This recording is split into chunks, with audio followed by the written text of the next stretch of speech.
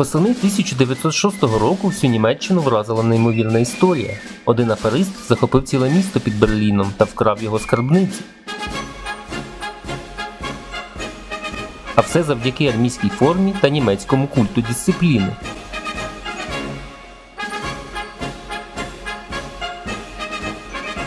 – 16 жовтня 1906 року Фрідріх Вільгельм Фохт, неодноразово судимий швець, переодягнувся у військову форму прусського армійського гауптмана, капітана.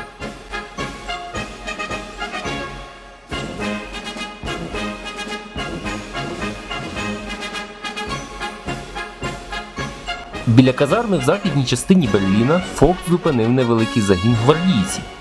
Вони прийняли його за справжнього військового та, повинуючись дисципліні, перейшли в розпорядження начальника. Зі своїми людьми він рушив до станції Берлінської міської залізниці, по дорозі прихопив ще 6 солдатів.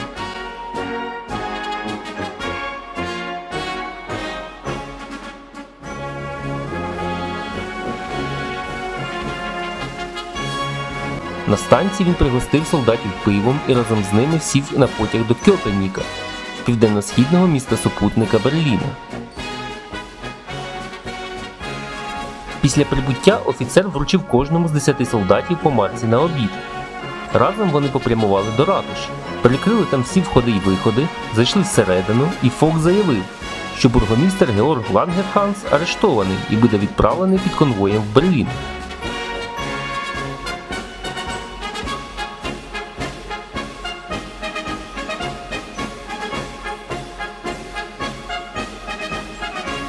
Місцевим жандармам лже-капітан наказав вимкнути телефонний зв'язок з ратушею і пильнувати порядок в місті. Жоден з них не засумнівався в повноваженнях незваного гостя. Всі були зачаровані його військовою формою та рішучістю. Фохта особливо цікавила міська каса Кьопеніка, тобто муніципальна скарбниця. Казначей фон Вільберг тут же наказав доставити з місцевого поштового відділення всі гроші – близько 4 тисяч марок. По сьогоднішньому курсу це 22 тисячі євро. Та віддав їх бравому капітану. Ошелешеному казначею навіть на думку не спало, що його просто нахабно грабують.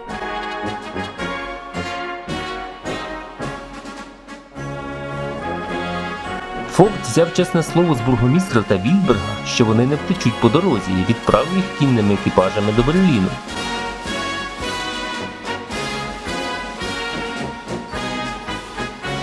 Сам, давши наказ загону утримувати ратушу, негайно поїхав на вокзал, випив келих пива і зник в нетрях потягу на Берлін.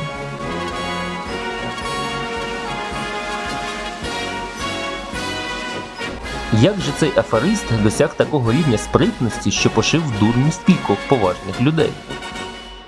Фрідріх Вільгельм Фохт народився в місті Тільзит в родині шевця. Свою першу ходку в буцегарні зробив в 14 років за крадіжку. Вийшовши на волю, намагався зламати судову касу, за що отримав 15 років тюрми.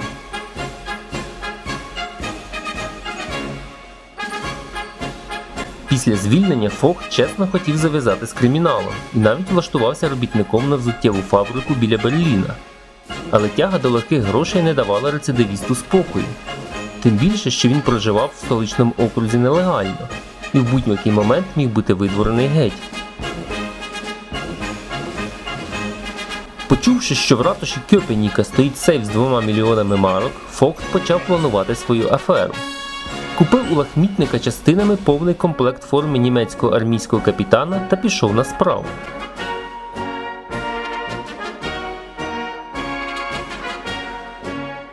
Після того, як бургомістер і казначей Кьопеніку прибули до Берліну, стало зрозуміло, що вони жертви афери. Поліція кинулась на пошуки таємничого капітана.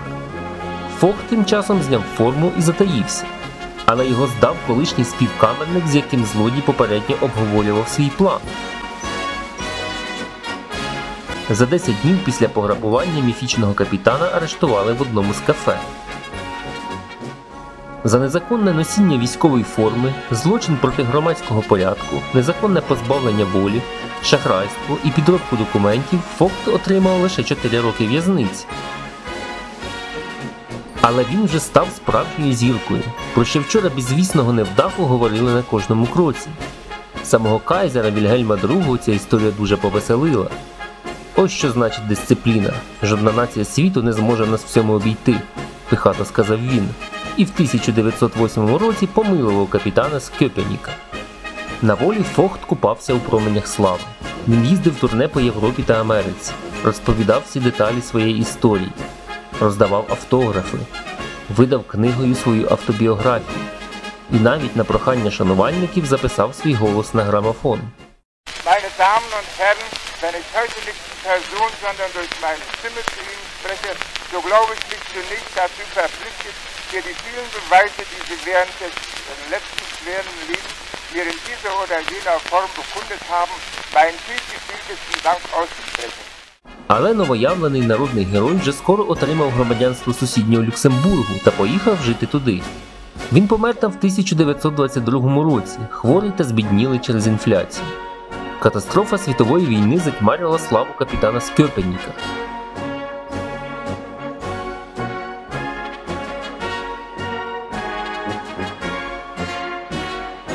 Коли Фогта ховали, на місцевому цвинтарі процесію зустріли французькі солдати.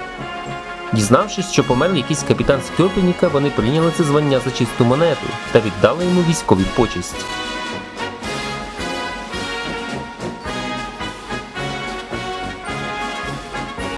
Сьогодні статуя капітана з Кьопеніка стоїть біля ратуші передмістя Берліна, а вся ця історія стала кумедним туристичним брендом.